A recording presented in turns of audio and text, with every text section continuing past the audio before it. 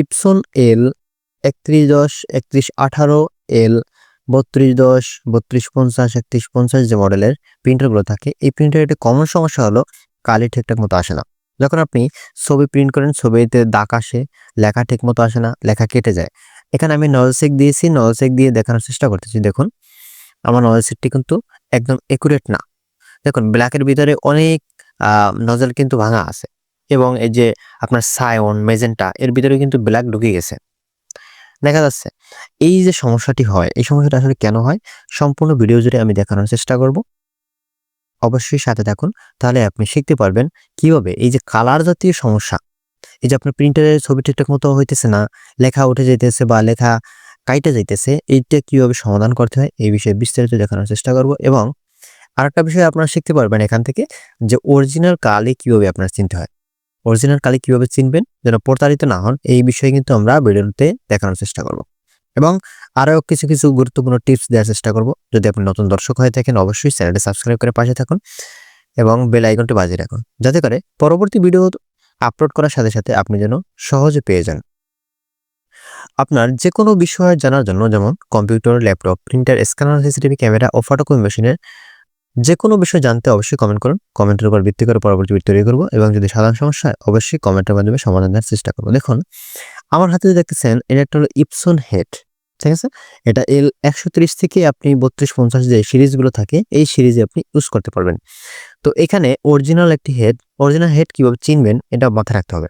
এই যে দেখুন যে স্টিকারটি থাকে, সিঙ্গেল একটা স্টিকার থাকবে ইপসনের, এর উপরে কোনো রকমের কাটা ছেঁড়া বা কোনো রকমের কোনো স্ক্র্যাচ থাকবে না। একদম একটা স্টিকার থাকবে, এর উপরে কোনো আর টেপও থাকবে না, সাদা কোনো টেপ থাকবে না। তো এইটা দেখে আপনারা আইডেন্টিফাই করবেন যে এখানে আসলে অরিজিনাল কিনা। আর বক্সটা এরকম থাকবে, উপরে একটা সিরিয়াল নাম্বার দেওয়া থাকে।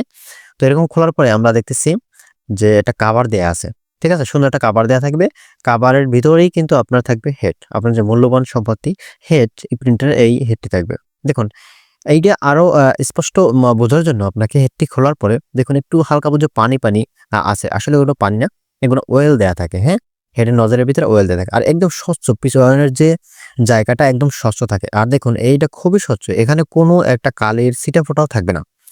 এটা দেখে আপনারা আইডেন্টিফাই করতে পারবেন যে আসলে এটা অরিজিনাল। আর অরিজিনাল ছাড়া যদি হয় তখন এখানে স্ক্র্যাচ থাকে, ময়লা থাকে, এবং পিছনের যে টিনের যে ধাতব পদার্থটা ছিল এই যে পিছনে, ওইটা কিন্তু অনেকটাই ময়লা থাকবে, স্ক্র্যাচ থাকবে। এরকম এত আয়নার মতো পরিষ্কার থাকবে না। তো এই বিষয়গুলো আইডেন্টিফাই করবেন যখন আপনি হেড কিনতে চান বা হেড লাগাবেন। আর প্রিন্টারের একটা গুরুত্বপূর্ণ বিষয় হলো ইপসন প্রিন্টার হলো হেড। হেডের দাম অনেক বাড়তি।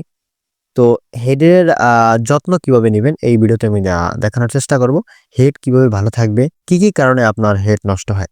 যাই হোক, এখানে দেখুন আমরা এই কানেকশনগুলো কিন্তু অনেকেই ভুলে যান বা অনেকেই কমেন্ট করে জানতে চান যে আসলে কানেকশনগুলো কিভাবে আমরা দিব। কানেকশনগুলো দিতে পারেন না, খুলতে পারেন ঠিকই, বাট লাগাইতে আর পারেন না। আমরা সমস্ত ভিডিও জুড়ে দেখানোর চেষ্টা করি প্রত্যেকটা ভিডিওতে, যে আমরা কিভাবে খুলি, কিভাবে লাগাই, তারপরে আসলে প্রিন্টারটা ঠিকঠাক মতো কাজ করে কিনা, এই বিষয়গুলো কিন্তু সমস্ত ভিডিওতে আমি দেখানোর চেষ্টা করি। তো এজন্য অবশ্যই সম্পূর্ণ ভিডিওটা আপনার দেখতে হবে, তাহলে আপনি অনেক কিছু শিখতে পারবেন ইনশাল্লাহ। এবং আর যারা প্রিন্টার সার্ভিসিং শিখতে চান, যে এই বিষয়গুলো প্র্যাকটিক্যালি শিখবেন, তারা আমাদের সাথে যোগাযোগ করতে পারেন।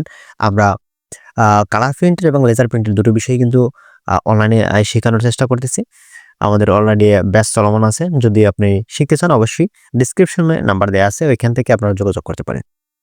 যাই হোক, এখানে এই যে রেবনের যে কালিগুলো থাকে যখন আপনি খুলবেন অবশ্যই পরিষ্কার করে দিবেন। আর যদি আপনার প্রিন্টার হয় অথবা কাস্টমারের প্রিন্টার হয় তখনও পরিষ্কার করবেন, কারণ পরিষ্কার করলে আপনার প্রিন্টারটা ভালো থাকবে, ঠিক আছে। আর দেখুন এখানে এই যে রেবনটা, অনেকেই রেবনটা উল্টো করে লাগান। এই যে রেবনের যে একটা পিন থাকে, এই যে ফ্লেক্স কেবলের উপরের দিকে পিনটা থাকবে, পিনের সাথে পিন অ্যাটাচ করে তারপর কিন্তু চাপ দিতে হবে। দেওয়ার পরে এরকম সুন্দরভাবে কিন্তু আপনার হেডটা বসিয়ে দিতে হবে।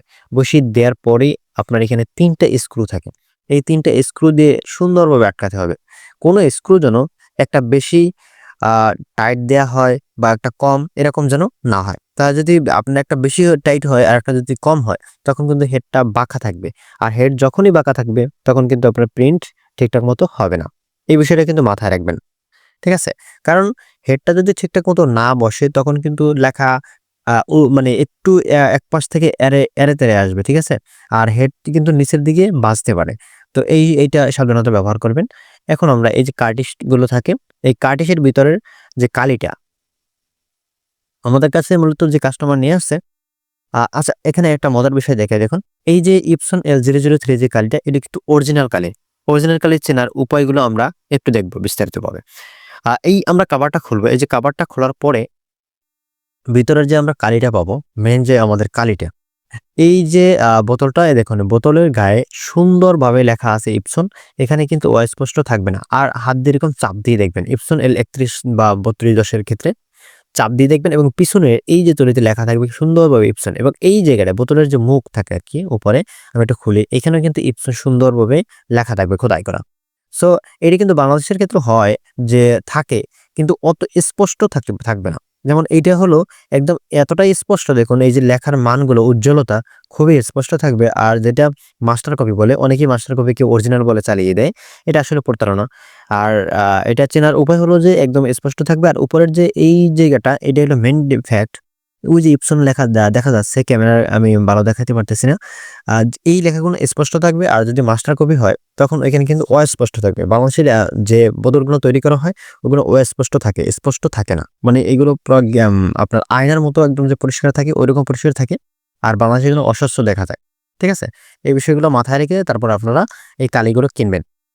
এরপরে আমরা এই কালিটা ভিতরে দিব। ভিতরে দেওয়ার আগে আমরা এইটার ভিতরে যে ট্যাঙ্কের ভিতরে কালি ছিল, এখানে সে নরমাল কালি ইউজ করছে।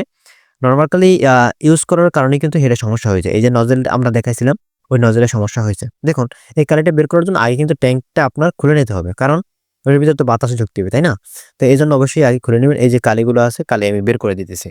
বের করে দেওয়ার পরেই আমরা ওই কালিটা এটার ভিতরে প্রবেশ করাবো। ওকে, তখন ট্যাঙ্কটা আমার ফুল হবে। ফুল হওয়ার পরে কিন্তু আবার আমরা প্রিন্ট করে দেখবো যে আসলে এই যে অরিজিনাল হেডটা আমি লাগাইলাম এইমাত্র, লাগানোর পরে প্রিন্ট দিলে কিন্তু আপনার প্রিন্ট হবে না। যখন কিন্তু সাদা আসবে তখন আপনার ব্যবহার কিছুই নেই, কারণ হেডের ভিতরে তখনও কালি যায় নাই। কালি যাওয়ার জন্য আপনার কি করতে হবে?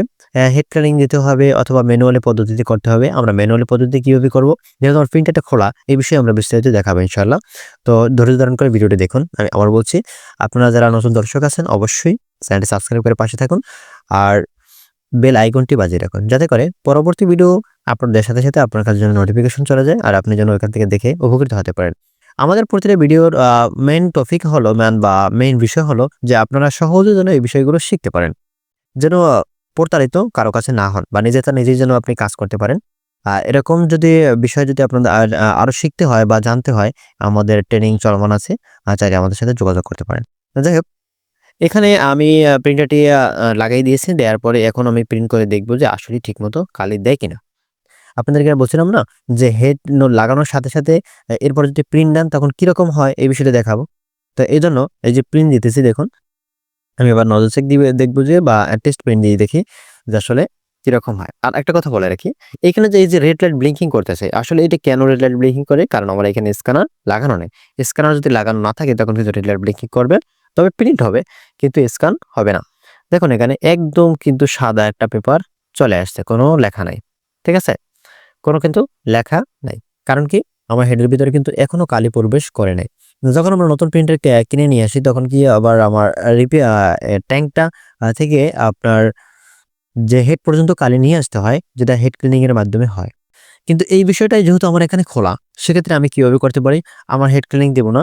হেড ক্লিনিং না দিয়ে কিন্তু আমি এই কাজটা করব। সেক্ষেত্রে এই যে একটা পাম্পের সাইডে যেটা পাইপ থাকে, ছোট একটা পাইপ থাকবে। এই পাইপটার ভিতরে আমি সিরিজ বসিয়ে তারপর কিন্তু কালিটা টান দেব।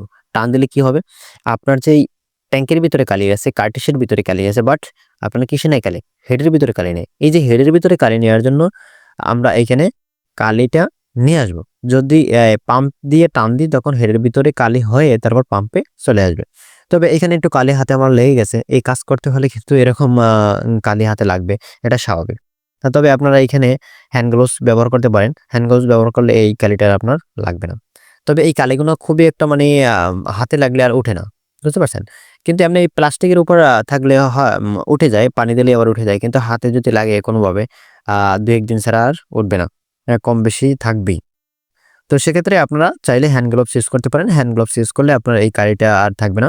আর দেখুন আমি কিভাবে এটা কাজ করতেছি।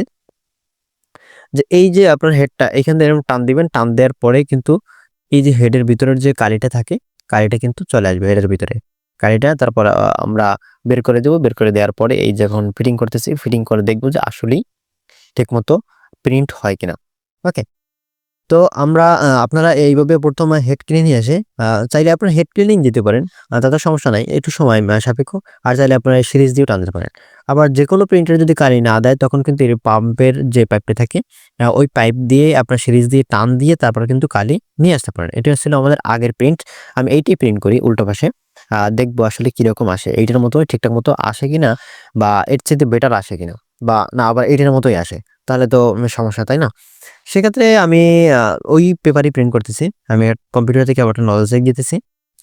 দেখুন, আমি প্রতিদিন ভিডিওতে দেখানোর চেষ্টা করি আসলে প্রিন্টারটি কাজ করে কিনা শেষ পর্যন্ত। হ্যাঁ, তো এই জন্য অবশ্যই ধৈর্য ধারণ করে ভিডিওগুলো দেখতে হয়, তাহলে অনেক কিছু ইনশাল্লাহ শেখা যায়। দেখুন, এখানে আমি প্রিন্ট দিয়েছি, একটু সময় হবে, যদিও নলেজ তো। আর আপনারা যারা অনেক বিষয়ে জানতে চান কমেন্টের মাধ্যমে, আমরা ইনশাল্লাহ কমেন্টের ভিতরেই যদি ছোটোখাটো সমস্যা হয় সমাধান দেওয়ার চেষ্টা করি। কিন্তু যদি অনেক বড় সমস্যা হয় তখন তো আর না দেখিয়ে সম্ভব হয় না। এজন্য আমরা পরবর্তীতে এরকম ভিডিও তৈরি করে দেখানোর চেষ্টা করি। তো এই জন্য অবশ্যই আপনাদের ফটোকপি মেশিন থেকে শুরু করে তোশিবা এবং এই যে আপনার প্রিন্টার, কম্পিউটার, স্ক্যানার, সিসিটিভি ক্যামেরার যে কোনো সমস্যার সমাধান নিয়ে আমাদেরকে কমেন্ট করে জানাতে পারেন। দেখুন, এখানে এই যে একদম সুন্দর কিন্তু একটা প্রিন্ট আসছে, দেখা যাচ্ছে? এটা ছিল আমার আগের প্রিন্ট, আর ওই যে নিচে ওইটা ছিল আমার বর্তমান প্রিন্ট, মানে হেড লাগানোর পরে। তাহলে বোঝা গেল যে আমার হেড থেকে সমস্যা ছিল, যার কারণে কিন্তু এই সমস্যাটি হয়েছিল। তো আজকের ভিডিও মূলত এ পর্যন্তই।